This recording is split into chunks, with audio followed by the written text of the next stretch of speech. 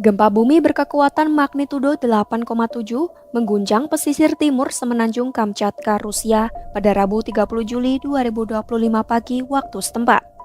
Getaran dahsyat dari dasar laut itu memicu peringatan tsunami tak hanya di kawasan Pasifik Utara seperti Jepang, Alaska, hingga Hawaii, tapi juga menjangkau sejumlah wilayah di Indonesia.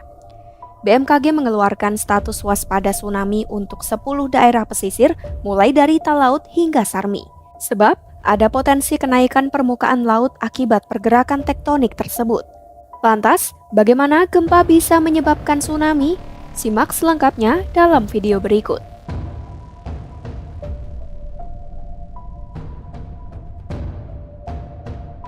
Untuk memahami mengapa gempa bisa menyebabkan tsunami, kita harus melihat ke dalam struktur bumi itu sendiri. Permukaan bumi dapat dibayangkan sebagai sebuah puzzle raksasa yang terdiri dari lempeng-lempeng tektonik baik besar maupun kecil. Lempeng-lempeng itu terus bergerak pelan di atas lapisan mantel cair di bawahnya. Gerakan ini menghasilkan tekanan dan gesekan yang besar, terutama di titik-titik perjumpaan lempeng. Saat tekanan itu sudah tak terbendung, maka lempeng tersebut dapat bergeser secara tiba-tiba dan inilah yang kita kenal sebagai gempa bumi. Gempa paling kuat biasanya terjadi di zona subduksi, daerah di mana satu lempeng samudra menyusup di bawah lempeng benua. Inilah yang disebut gempa megatrust dan juga jenis gempa yang sering menjadi pemicu tsunami dahsyat. Tidak semua gempa bisa menyebabkan tsunami, namun jika gempa terjadi di bawah laut, dangkal atau kurang dari 100 km, dan berkualitas besar dengan magnitudo di atas 7, maka risiko tsunami meningkat drastis. Kenapa? Karena gempa dengan kondisi ini dapat menyebabkan dasar laut naik atau turun secara mendadak.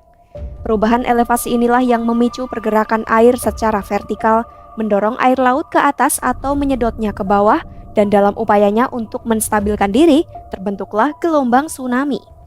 Proses ini bisa diibaratkan seperti melempar batu ke kolom air, gelombang muncul dan menyebar ke segala arah. Di laut lepas, gelombang ini hampir tak terlihat, mungkin hanya setinggi 1 meter, namun bergerak secepat pesawat jet hingga 800 km per jam. Masalahnya baru dimulai saat gelombang ini mendesak ke pantai. Karena kedalaman laut berkurang, gelombang melambat tapi meninggi secara signifikan, dan inilah yang menghantam pesisir dengan kekuatan yang menghancurkan. Banyak faktor yang mempengaruhi seberapa besar dan seberapa jauh tsunami bisa terjadi, yaitu besarnya magnitudo, kedalaman hipocenter, jenis patahan, hingga topografi dasar laut di sekitarnya. Tsunami Aceh 2004 dan Tohoku Jepang 2011 menunjukkan bagaimana kombinasi faktor-faktor ini bisa membentuk gelombang pembunuh yang melintasi samudra dan merenggut ribuan nyawa. Maka tak heran ketika gempa besar seperti yang terjadi di Kamchatka, Rusia pada 30 Juli 2025 terjadi di dasar laut, BMKG langsung mengeluarkan peringatan waspada untuk wilayah pesisir Indonesia.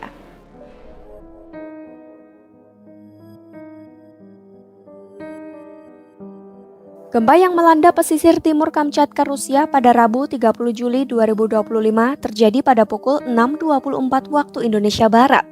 Gempa magnitudo 8,7 ini termasuk gempa dangkal karena berada pada kedalaman 18 km. Hasil analisis BMKG menunjukkan gempa tersebut dipicu oleh aktivitas subduksi lempeng di Palung Kurile, Kamchatka. Mekanismenya diidentifikasi sebagai patahan naik atau thrust fault, jenis patahan yang umumnya menyebabkan perubahan vertikal dasar laut dan karenanya berisiko menimbulkan tsunami.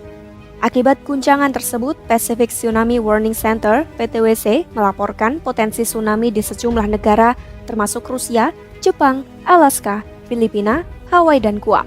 BMKG melalui pemodelan mandiri kemudian mengindikasikan adanya potensi tsunami di 10 wilayah pesisir Indonesia dengan status waspada dan perkiraan ketinggian gelombang kurang dari 0,5 meter. Status waspada berarti potensi tsunami ada, namun diperkirakan tidak signifikan. Berikut 10 wilayah yang terdampak beserta perkiraan waktu kedatangan tsunami.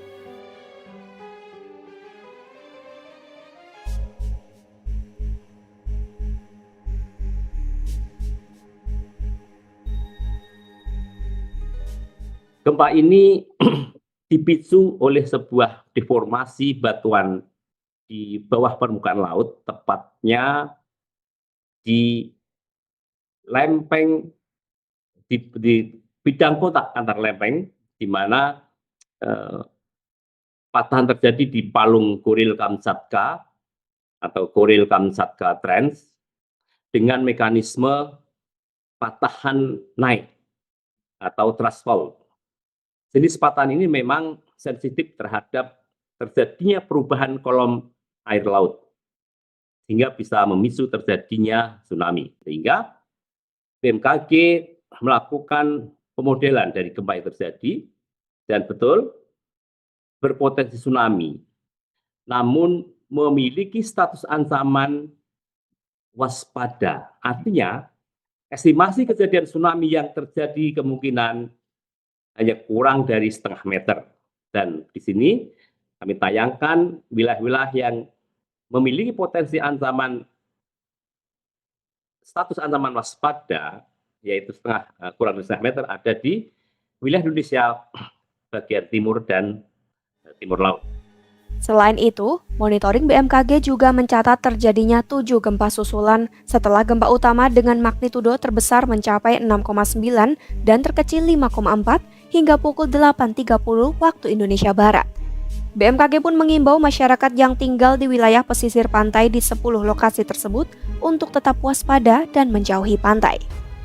Kemudian perlu kami sampaikan beberapa saran kepada masyarakat bahwa khususnya masyarakat yang kami sampaikan wilayah-wilayah terdampak tadi yang berpotensi terjadi tsunami dengan ancaman waspada seperti di Gorontalo Utara, Sulawesi Utara, Maluku Utara, Papua Barat, dan Papua. Tentunya